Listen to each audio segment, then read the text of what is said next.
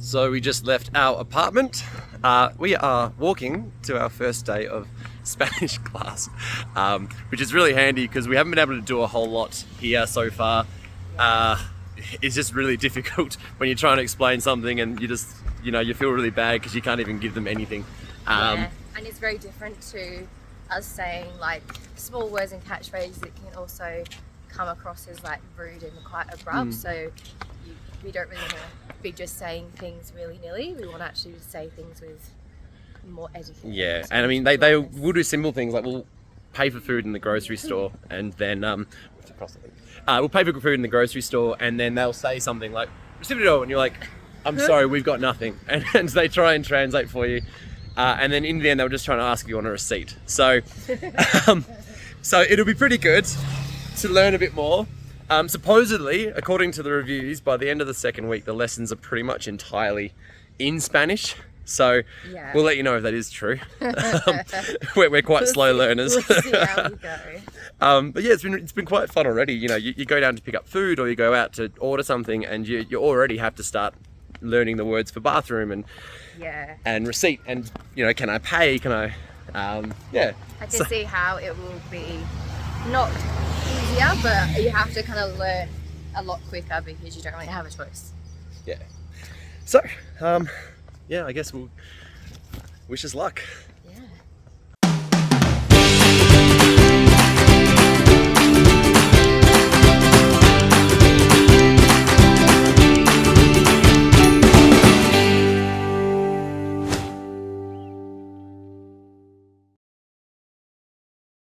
So our first full week in Medellin. Class. It's been difficult. So Spanish is hard. I think the only reason why it's hard is because before we came, we obviously chose a school and we had to book in with them. And you basically do a compulsory test. So you have to basically test your base level of Spanish and then they basically assess that and then see what level they need to put you into. Obviously, we were A11, so it goes up in like A and B, I think it is. And there's like 3 different levels within that and like 3 numerical numbers. A111. And we literally couldn't even answer any of the questions because it was in sentences and you had to pick which, word went in and finished the sentence. And we said, do we need to do anything before? And they said, no, it's okay. It's for beginner level Spanish, like you'll be fine. We got there and we were not fine.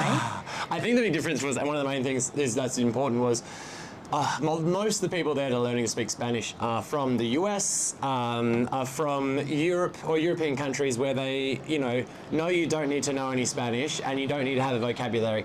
However, not knowing any Spanish in Australia versus not knowing any Spanish in the US is completely different. From my experience when I've travelled everywhere around the world, Australians are terrible with other languages because we are an island. We don't need to, we don't need to know any other languages. The closest country is a flight away. Whereas, if you're in Europe, they say they don't know a language, they can still speak a few sentences, they know how to say and get by and, find directions. And I think that was the mistake they made was they go, no, you don't need any, what you've got's fine. However, what we had was Duolingo, for maybe a month, 2 months sort of thing. Whereas the first day of class was the very first lesson. I think by the time we had a morning tea break, the first 2 hours, I think we'd covered 2 to 3 months worth of Duolingo lessons. It was. And when we walked in, we had a bit of a shock because the people we were in with, super lovely, and I like our friends here in Medellin, but they were already conversing very basic in Spanish, and Cam and I just looked at each other and we thought, oh no, I think I said it's very fun. We were expecting for the lessons to be in Spanish by, I don't know, by the end of the second week or third week, and we could probably pick it up by then, but we walked in and the teachers are brilliant, don't get me wrong, the teachers are lovely and they're patient. However, when you're in a group class, and we did start this week, we've been in a group class, so it's 4 hours a day, and it's in a group of minimum 3 or 4 people, up to 8 people, and I think you've got to go as fast as kind of your faster people because you can't sit around and wait for those that don't know what they're doing. So, the Americans we were with, the one had been doing Duolingo for 6 months. But a also, year. I think both of them had done Spanish in high school. High school, one of them does Spanish at college, and so they had a base vocabulary of almost 2,000 words or something. I think our base vocabulary, we maybe had 30 or 20. We covered a lot, and every day we were at school, we kept saying, all right, we need to go home and just learn 1,000 new words because we are so far behind, we're not keeping up. And the problem was we spent 4 hours learning, and the teacher from day one was teaching in Spanish. So You're not only trying to learn a new concept in a new language, you're trying to figure out what he's teaching you and what he's saying, and so you're so tired by the time you get home after 4 hours that we were meant to learn 1,000 words that night. Dead. But we literally passed out on the couch most times. Yeah, it was like a rejuvenating nap every time we got home because our brains were just so tired. But yeah, we got there. It's good. But it's just, if you don't practice, you're just going to be falling behind. And we've been trying, like, every morning, and then we get up, we go through our little workbook that we've got, and we try and see what we've got coming up. But every teacher's different, and This week we started with one. He's really good. All of the teachers can speak English to a degree. They understand enough English that if you ask them a question in English, they can teach you back in Spanish, and kind of in English. They can give you a gist of what they mean in English, but generally they're teaching you in Spanish. And there's no kind of slow vocab build. I think our teacher, he loved the word pero, which is but. So like, but, this. So yes, this is it, but, pero. And then he'd also sort of say, por ejemplo, and he'd say, for example, all these other kind of words, but we didn't know what those words meant. So in this explanation, we didn't know what he was trying to tell us. Is he trying to tell us what this means, or has he moved on to the next concept? And so we spent half the time either on our phone quickly trying to Google what the word meant, or flick through the book to try and work out what he was saying.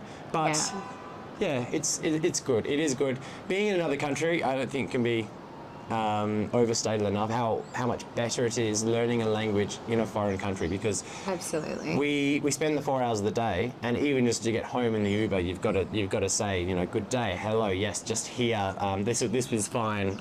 Ordering food, you've got to know how to say, excuse me, yes, one table for 2 people please, and all those little extras. We're very conscious about being... we're very aware that we don't want to be rude or seem like demanding gringos. So we probably say... we probably butcher half the words, but we're trying. We say thank you a lot, probably a lot more than most people. We throw in por favor, which is obviously thanks, or please, sorry, please. We say por favor a lot, but late, you're meant to say it in as part of the sentence. We kind of think afterwards, go, oh, quick, por favor. But it's good. Yeah. It is good. We'll get there.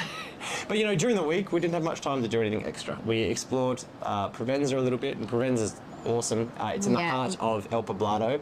El Poblado, I guess, to describe where we are, we're kind of on the hill near the main touristy area, or we're technically a part of the same suburb.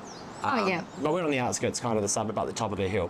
The El Poblado itself is very touristy, so it's a lot more expensive than we had kind of anticipated. And the rich area. It'd be the very wealthy, the very foreign foods, and the nice. Very catered to Western people, like from the US. Very clean, very Western, very nice, clean streets, nice cars. Everything's, the people are lovely, really helpful. Oh yeah, absolutely. People are very, very kind. Has Provenza as a part of it? Which is... Yeah, Provenza is just like the little... walking area, pedestrian area. Basically like a bunch of restaurants and cafes and like little shops, like boutique shops. It's quite large. So we usually go there after class for lunch because we need to refuel. And our class is in the heart of Provenza, so it's pretty much like a pedestrian area. All the bars, restaurants, clubs, everything is inside this area. So if you were a tourist to come to Medellin, you'd pretty much stay in El Poblado, and you really wouldn't leave. There's not a lot to leave for. You can leave for the soccer, you can leave to check out a few of the restaurants up on the hills and mountains, but otherwise everything you need and everything you want to see is mostly... Except what we did on the weekend.